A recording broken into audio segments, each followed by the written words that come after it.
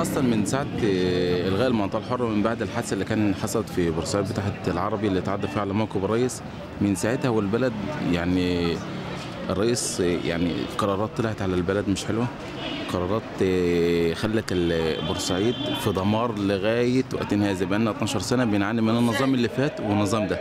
نسبه العطله بقى ظهرت كتير، مفيش ابناء بورسعيد بيتعينوا في الشركات اللي هي الغاز اللي بره. كان في مثلا بورسعيد كتير اصلا بيتعينوا في الغاز وتعينوا في البترول، كل ده اقتصرت على ابناء خارج بورسعيد.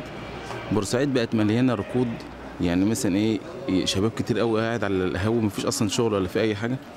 والله المجتمع البورسعيدي بيمر الازمات وهي تقريبا نفس ازمات المجتمع المصري، ولكن بشكل في تنس شويه، بشكل زياده شويه. عندنا ازمه شديده في الاسكان بسبب ان المحافظه كلها جزيره، مفيش مساحات يتبنى عليها.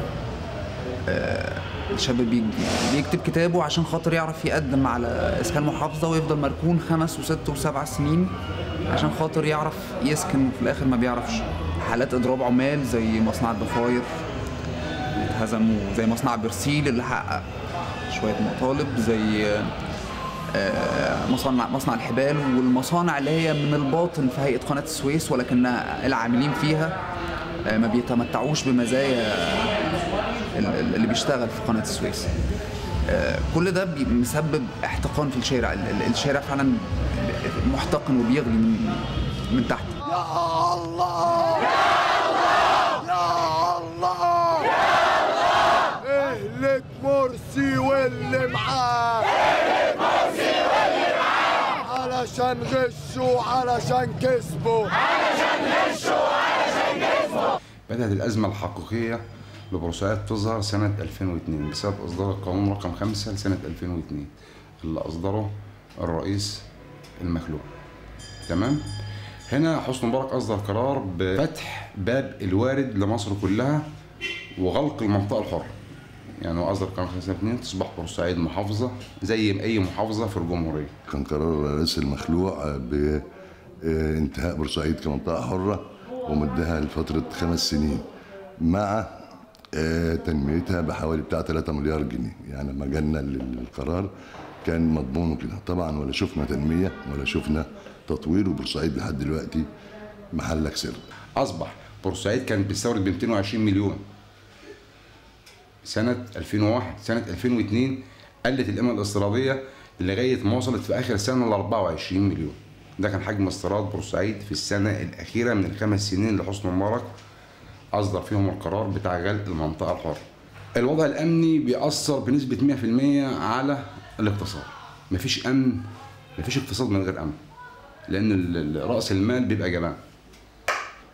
إحنا ما عندناش أمن. للأسف الشديد برضه في الأيام الأخرانية ظهرت طبقة مهرباتية تقول بيتحايلوا على القانون بكافة الوسائل، فده كان بيخلي البضاعة تخرج من جمرك بورسعيد إلى خارج بورسعيد بدون رسوم جمركية أو بيدفع عليها رسوم رمزية، فبالتالي بتبقى البضاعة بره بورسعيد أرخص من جوه بورسعيد. ما يسمى بعودة المنطقة الحرة، وهو خلاص كارت الناس سئمت منه مع كل انتخابات. لا المنطقة الحرة راجعة، لا مع كل مشكلة لا هنرجع لكم المنطقة الحرة.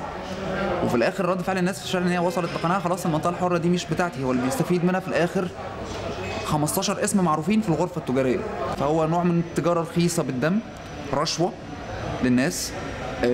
الناس خلاص عندها قناعة إن مش ده الحل، مش المنطقة الحرة اللي احنا عايزينها. يعني كان أول قرار لازم نصدره إن احتساب الذين قتلوا في بورسعيد شهداء ثورة، احتساب الجرحى جرحى ثورة، تعيين أبناء بورسعيد في المصالح الحكومية. احنا مش بنقول نعينهم في حاجات خاصة، لا احنا بنقول مثلا بورسعيد فيها أكثر من 40,000 شاب عطل عن العمل، اصدر قرار بتعيين 10,000 شاب في المصالح الحكومية.